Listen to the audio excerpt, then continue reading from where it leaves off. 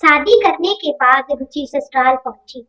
सारे कार्यक्रम खत्म होने के बाद 3-4 दिनों में सभी मेहमान एक एक करके वापस चले गए, लेकिन उसकी ननद और उसके 2 बच्चे 2 दिनों के लिए रुक गए।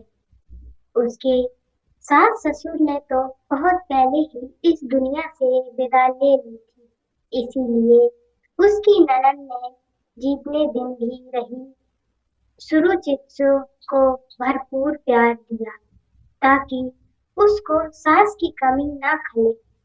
भाई के विवाह की सारी जिम्मेदारी वे ही संभाल रही थी। सुरुचि ने उनके सामने ही घर के कामों को सुचारू रूप से संभाला शुरू कर दिया था। उसके अपने स्वभाव से उनका दिल जीत लिया था। ननद इस बात से संतुष्ट थी कि उनके भाई को बहुत अच्छी जीवन संगिनी मिली है।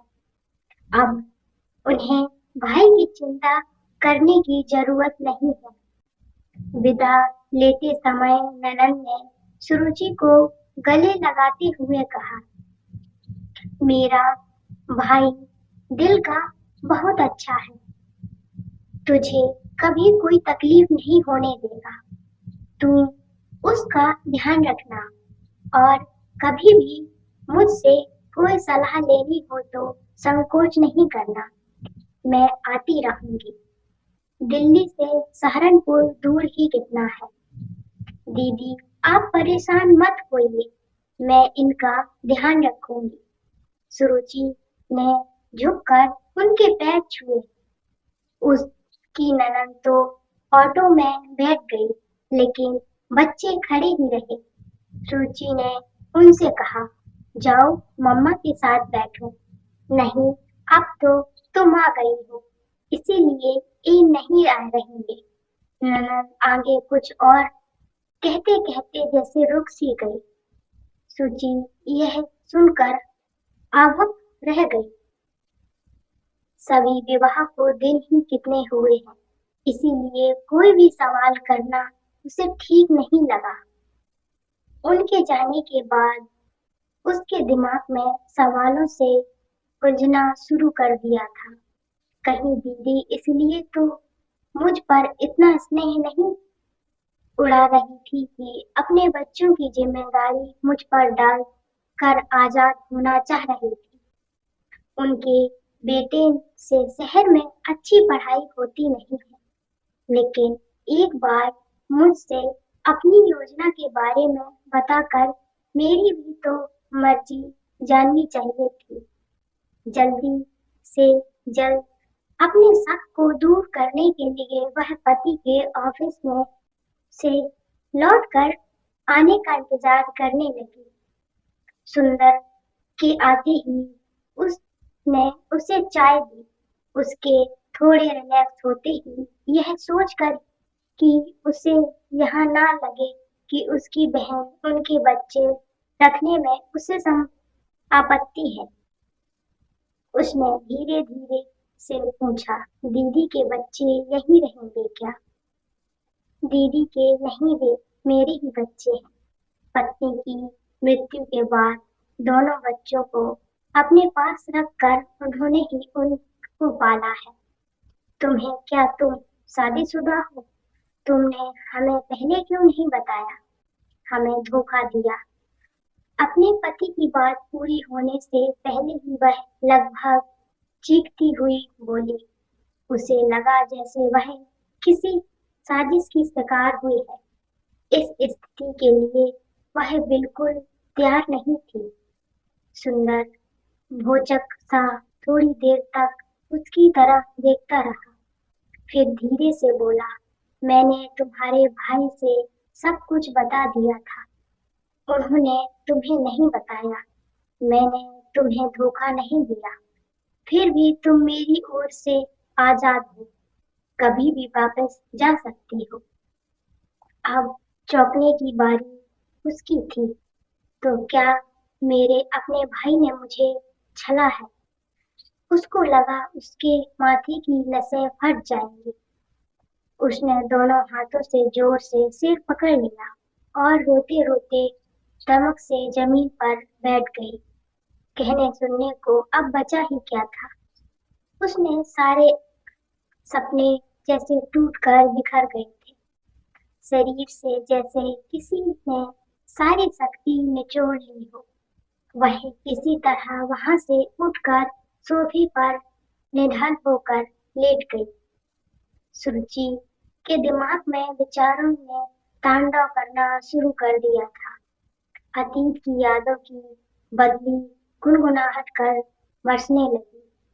उसके पति को बहुत पहले ही चले गए थे। उसकी माँ ने ही उसे और उसके भाई को नौकरी करके पढ़ाया लिखाया। जब वह कॉलेज में पढ़ती थी, उसके भविष्य के सपने बुनने के दिन थे। तभी अचानक अटैक से माँ की मृत्यु हो गई। भाई उनसे 5 साल बड़ा था, इसलिए उसका विवाह माँ के सामने ही हो गया था। माँ के जाने के बाद भाई भाभी का उसके प्रति व्यवहार बिल्कुल बदल गया। वे उसे बोझ समझने लगे थे। गैर मौजूदगी के बाद उनकी पढ़ाई पर भी उन्होंने रोक लगा दी थी। भाभी भी ऑफिस जाती थी। सुरुचि सुबह से घर के काम में जुटी रहती थी। उसके विवाह के लिए कई प्रस्ताव आए, लेकिन कभी जल्दी क्या है कहकर भाई भाभी टाल दिया करते थे। मुफ्त की नौकरानी जो मिली हुई थी, इस बीच उनके 2 बच्चे हो गए थे। जब पानी सिर से गुजरने लगा और रिश्तेदारों ने उन्हें टोकना शुरू कर दिया तो उन्होंने उसकी शादी के बारे में सोचना शुरू किया, जिसकी परिपड़ती इस रिश्ते से हुई। जिस उम्र की वह थी, उसमें बिना खर्च के इससे अच्छा रिश्ता क्या हो सकता था। उनका मन भाई भाभी के लिए घृणा से भर उठा। अचानक सुंदर को सामने खड़े देखकर उसके विचारों को झटका लगा। सुंदर ने उसके पास बैठते हुए कहा, तुम्हारे साथ जो भी हुआ बहुत बुरा हुआ, लेकिन खुशी होने से बीता वक्त वापस नहीं आएगा।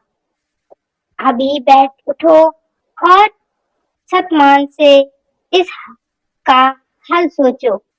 जो तुम चाहोगी वही होगा।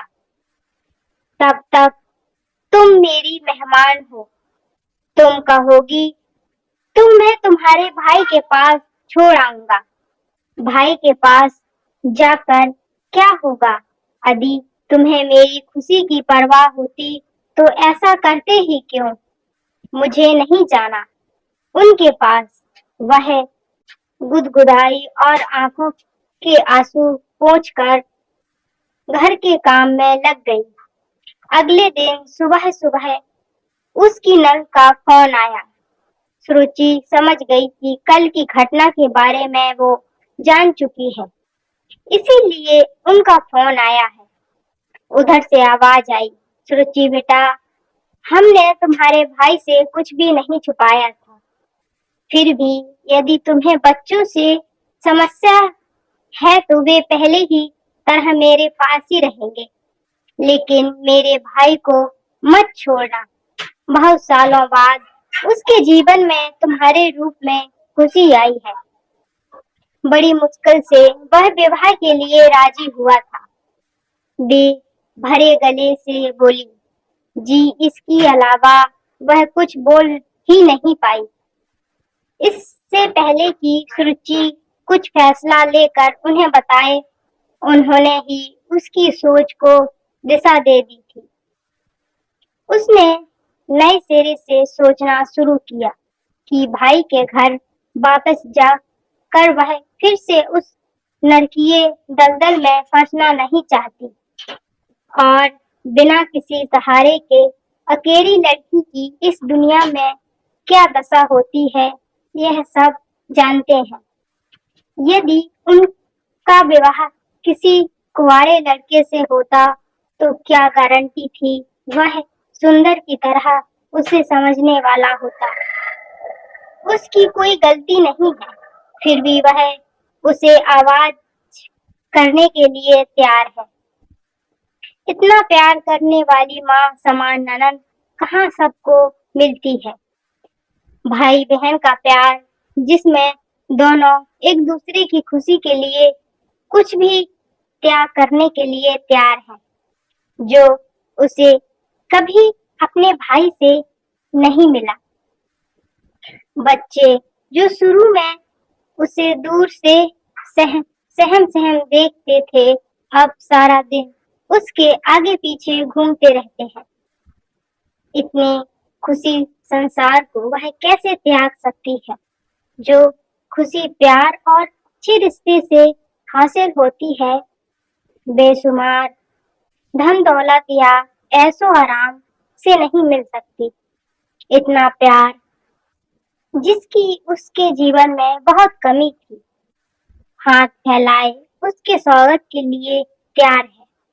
समाज में अधिकतर बहुओं को घर में निचला दर्जा दिया जाता है।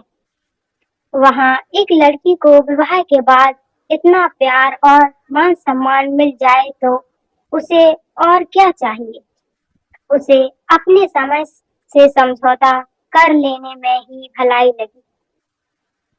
शक व चिंता की स्थिति से वह ऊपर चुकी थी। आत्मसंतुष्टि के लिए उसने दोनों बच्चों को अपने पास बुलाया और पूछा, बेटा मैं जा रही हूँ, तुम दोनों पहले की तरह अपनी बुआ के साथ रहोगे ना? नहीं नहीं, वहाँ पापा नहीं रह सकते, हमें आप दोनों के साथ रहना है, आप हमें छोड़कर मत जाइए, प्लीज, आप हमें बहुत अच्छी लगती है।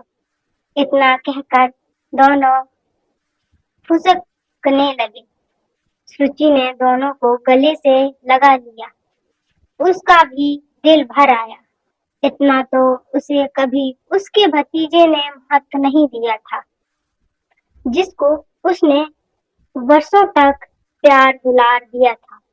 सुरुचि ने अपनी ननद को अपने फैसले से अवगत कराने के लिए फोन मिलाया और बोली, दीदी मैं यहीं रहूंगी, कहीं नहीं जाऊंगी, दोनों बच्चे भी मेरे साथ रहेंगे। अभी उसकी बात पूरी नहीं हुई थी कि उसकी नाराज नजर पीछे खड़े सुंदर पर पड़ी, जो उसकी बात सुनकर मुस्कुरा रहा था। आंखें चार होने पर वह नवयौवन सी शर्मा गई, भूल गई कि वह अपनी ननद से बात कर रही थी। तो कैसी लगी स्टोरी दोस्तों, कमेंट सेक्शन में जरूर बताना। और अगर स्टोरी अच्छी लगी हो तो प्लीज वीडियो को लाइक कर देना एंड चैनल को भी सब्सक्राइब कर देना। राधे राधे।